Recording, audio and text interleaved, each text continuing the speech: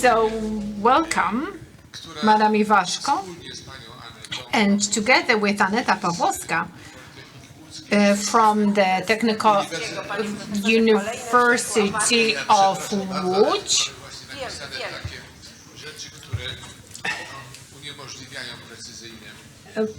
as it is stated in the agenda, will now present their paper on using the experience of Poland in revitalization for the reconstruction of cities destroyed by the war in Ukraine.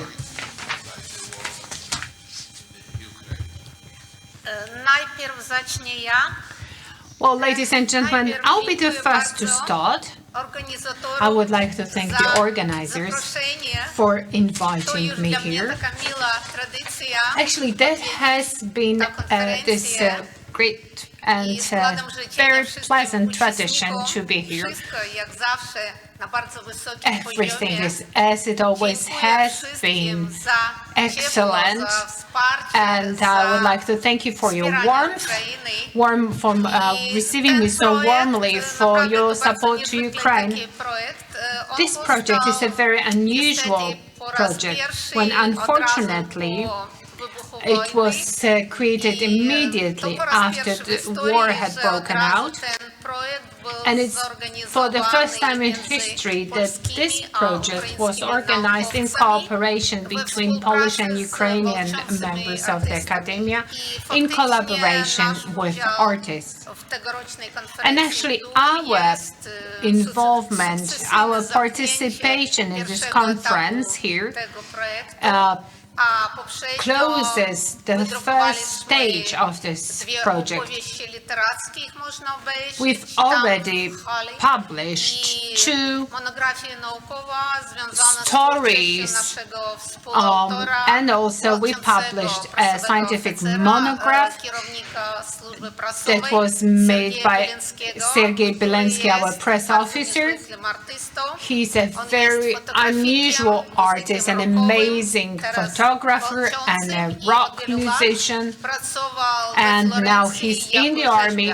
For many years he was working in Florence as a sculptor. He speaks fluent Italian, so I'm here to offer you his warmest regards from him and from another artist from Poltava, and Sergei, he recorded his greetings to the organizers. So could you play his greetings now? Dear participants of the conference, welcome and hello, and I'm so very happy to be involved here, and similarly to the entire nation of Ukraine, we do appreciate very much the support and help and aid from Poland. I believe that that support is so very important for Ukraine now and in the future. And also let me use this opportunity to congratulate Italian participants of the conference. I lived in Italy for many years, and I love Italy. We'll have a great and fruitful debate, and I'll be involved in reconstruction of Ukraine. And now let me switch to Italian. Con i partecipanti dall'Italia, perché ho vissuto lì per molti anni e amo l'Italia. Auguro a tutti un lavoro fruttuoso. Insieme resisteremo e ricostruiremo l'Ucraina.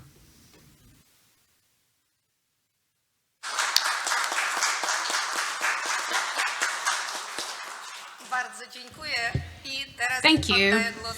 And now let me give the floor to Aneta. I was thinking about having a lecture in English, although I know that we have such a talented interpreter that I decided to stick with Polish, which is obviously much more easier for me. Szanowni Państwo, bardzo dziękuję za zaproszenie. Ladies and gentlemen, thank you very much for inviting me to this conference, and this is my pleasure to be here. I'm an art historian, so my point of view is quite quite different from the point of view of most of you. So let me start first by showing you the extreme scale of destruction in Ukraine. Sergei Balinsky, who is the press officer of the 28th Brigade of the Ukrainian Army. This brigade is one of the bravest and the most heavily engaged in combat in Ukraine. Mr. Balinsky photographs because it is his passion, and also to document the developments in Ukraine. It is, I'm saying that to encourage you, well, to promote a book that we're selling at this conference, and the income from that proceeds from the sale will support the 28th Brigade. And we have photographs that showcase destruction of Ukraine. And also there are photographs and information from Sergei's life in Italy before the war. As you can see on these photographs, the scale of destruction is huge.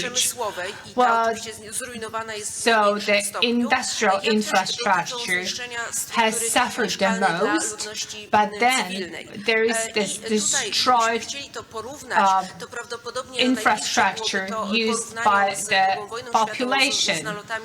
Perhaps we could compare that to carpet bombings of German cities during World War II, or to destruction of Warsaw during World War II. So that is that ex nihilo destruction. So here perhaps we have this very touching photograph.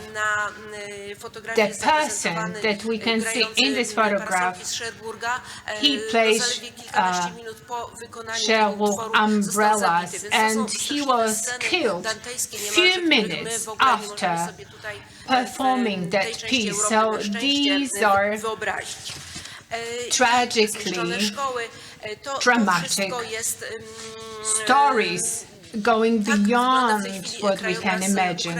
So this is the Ukrainian landscape right now.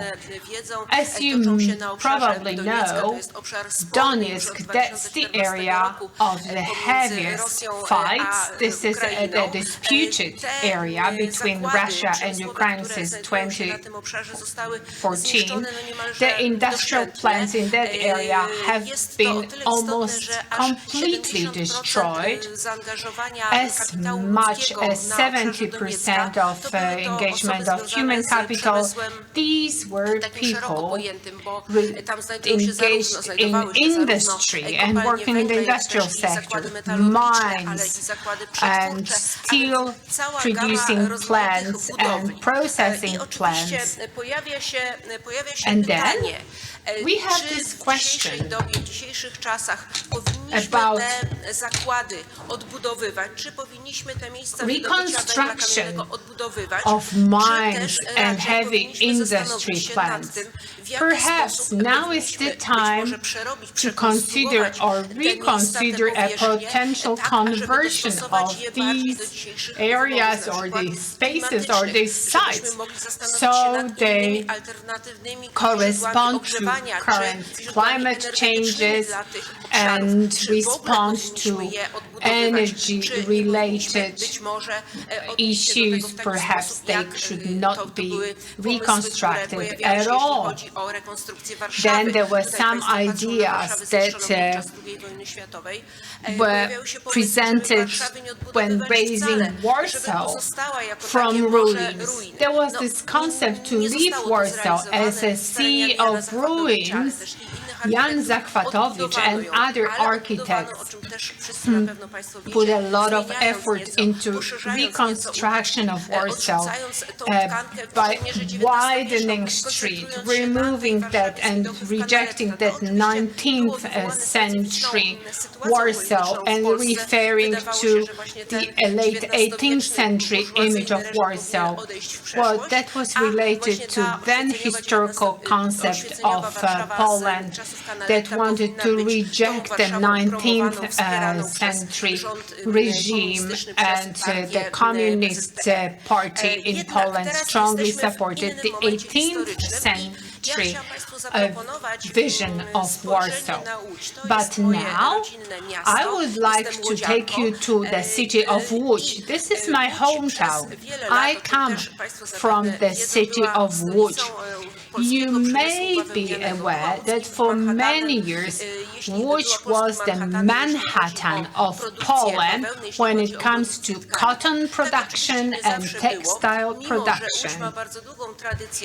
In spite of long tradition of the city of Łódź that go back to 1423, actually the entire transformation of Warsaw into the real city took place as late as after 1820, after the Vienna Congress, where Polish leaders, intellectual leaders, recognized Łódź and its satellite cities as excellent location, as an excellent site for setting up the textile industry. From that point on, the city of Łódź, with 600 inhabitants, multiplied its population. In the end of the 19th century, it was the second largest city of this Polish principality within the Russian Empire. Then there was this revolution of 1905, followed by the transformations after the end of World War I. Well, at that point, Poland regained its independence, and then the trade exchange with the Soviet Union stopped when Russia was transformed into Soviet Union in 1917. At that point, Łódź was deprived of capital. And after World War II, because Warsaw was so heavily destroyed, Łódź took over as the capital of creative thinking, with its film school, with its workers' plants and infrastructure. Then in 1990s, Łódź collapsed as an industrial center. For the city of Łódź, that was the time when the textile industry was no longer needed.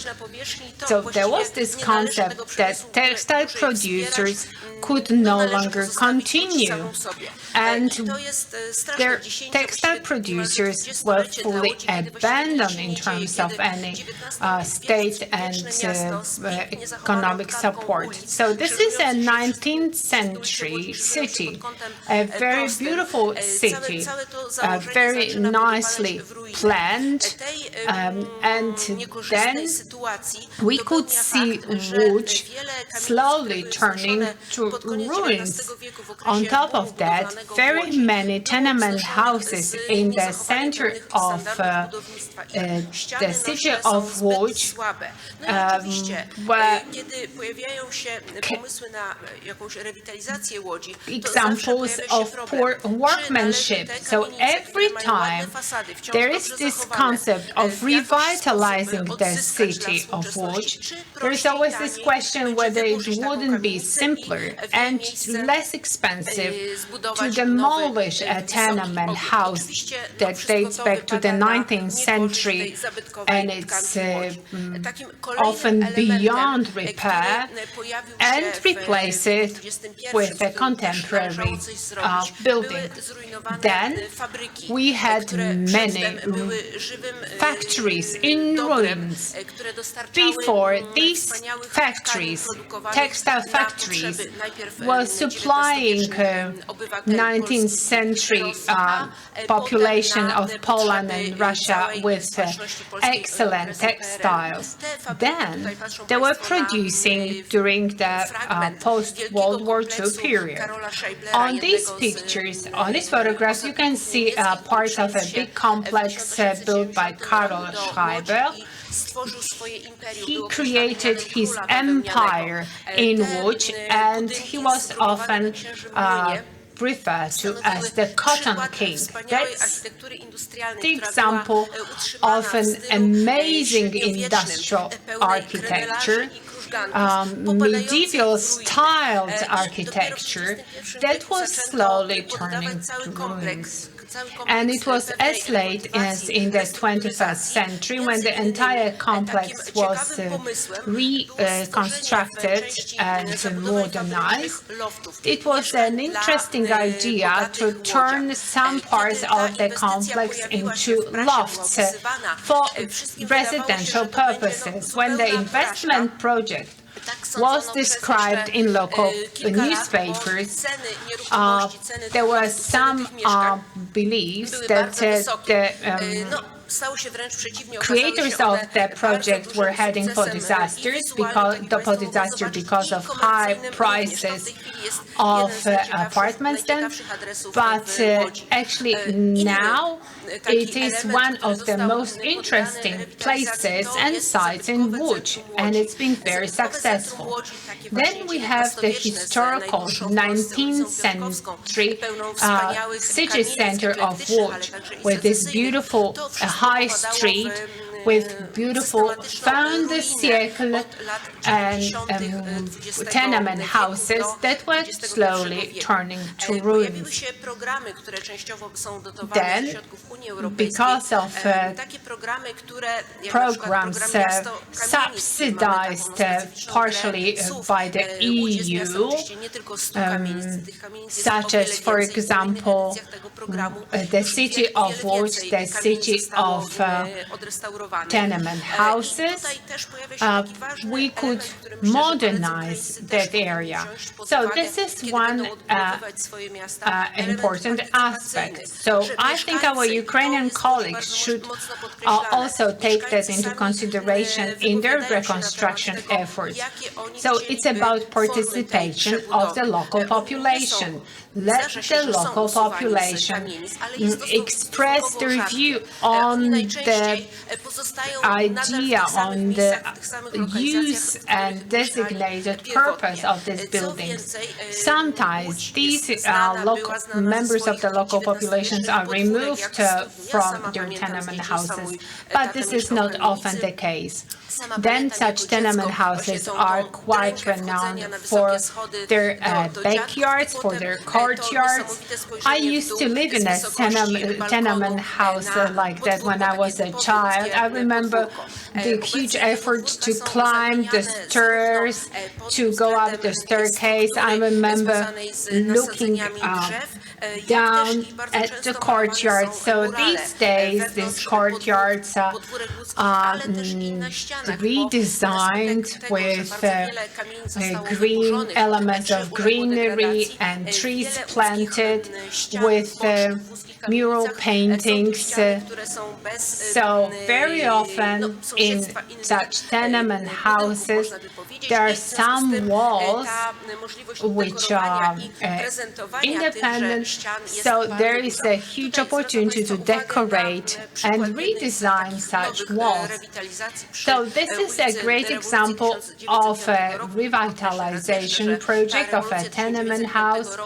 It goes back to the revolution of 1905. That revolution was a very important event, and authors of monographs devoted to the city of Łódź write about this bloodshed, witch massacre of 1905 when workers took to streets. So there is this mural, there is this wall paintings, which is to refer to the 19th century kitchen ceramics that was present in such tenement houses before renovation. And this is another example of a courtyard development. Joanna Rajkowska, an artist and a performer, designed this courtyard of a rose. It was her goal to initiate a campaign to collect funds to support her daughter with an oncological disease. And she was raising funds to sponsor her daughter's eye treatment in London. So she designed a concept of an inner courtyard in a tenement house.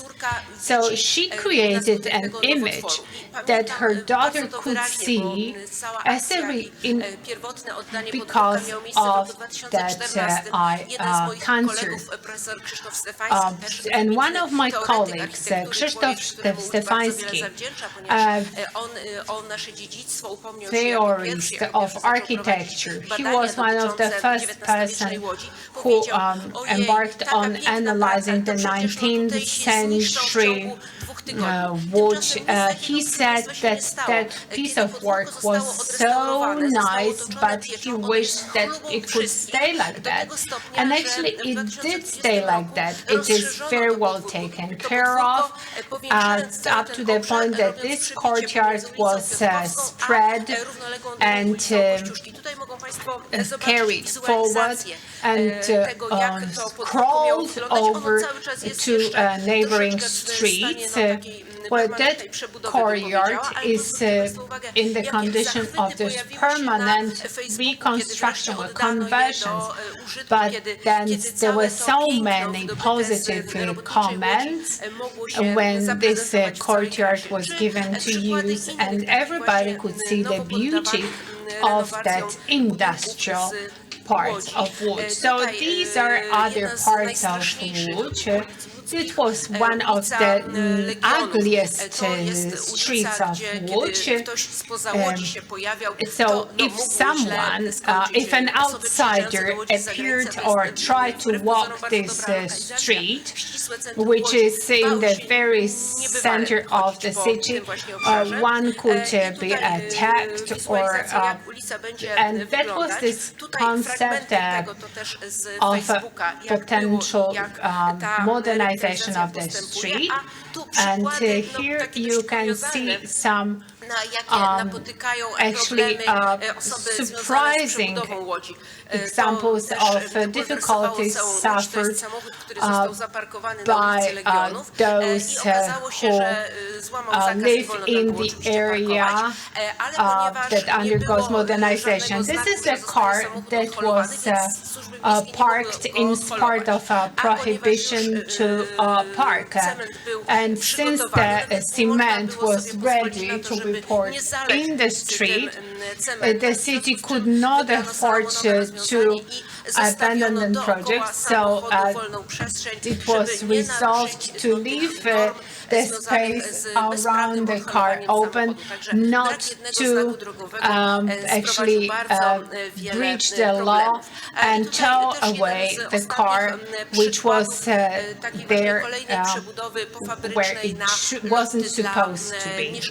Then we have another case of converting textile plant into residential lofts, and another example, a great elektrowni, tak, przekształcenie pierwszej elektrowni w showcasing mieście w transformation takie of duże the centrum first sztuki, power nauki, plant eksperymentarium, of the bardzo city ciekawy obiekt, into który jest the inspirowany center w taki of dość science daleki może and sposób. an Również exhibition mamy science fiction tutaj w hall, odniesieniu do which is tego, co inspired mówił pan by a profesor. science fiction I film przykład to też some bardzo extent. udanej realizacji And another manufaktury, example obiekt, of an który w tej excellent chwili świeci swoje triumfy, też była to taka project, realizacja, co do the której so-called ja sama byłam manufaktura przekonana, że ona się nie shopping and powiedzie, że w entertainment Łodzi nie ma complex. miejsca na tak I must rozbudowany, admit that ekskluzywny I was shopping mall, a okazało się, quite że nie, doubtful że to miejsce się about znajduje. the Tutaj potential na plus success of wielki that dla spot, właścicieli but it tego turns shoppingu out firmy that Axis this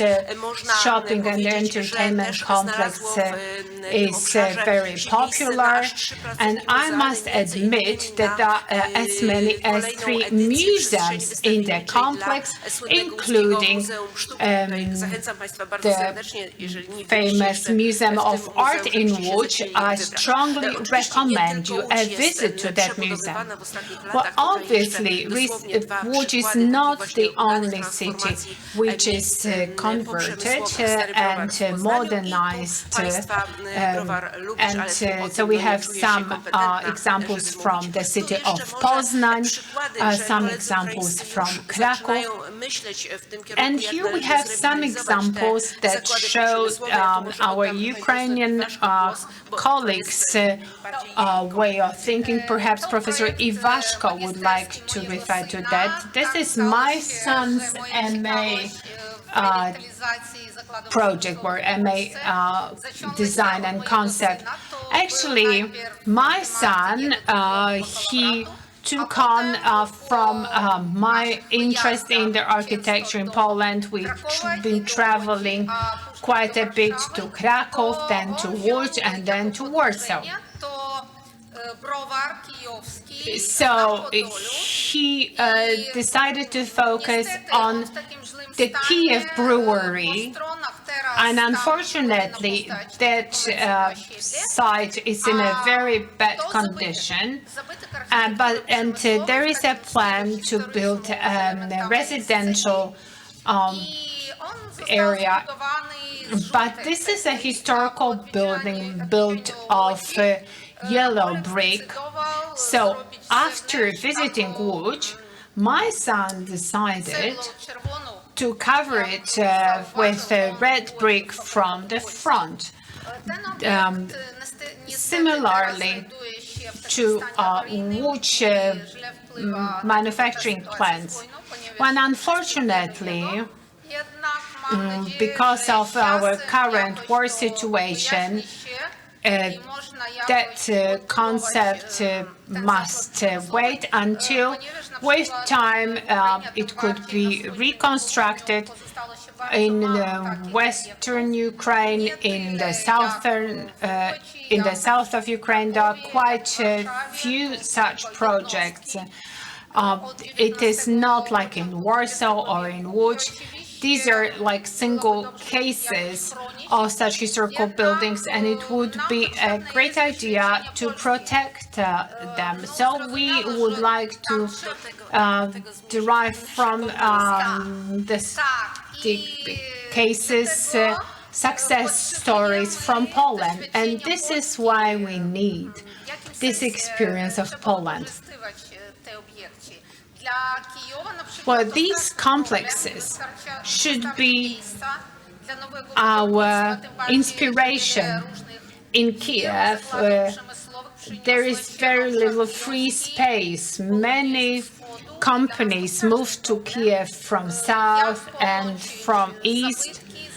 For us, it's a very big difficulty to combine new areas and historical areas, so the city needs new districts to spread and to build residential buildings. But then we need to protect historical buildings, and for that we need to use the experience of Poland.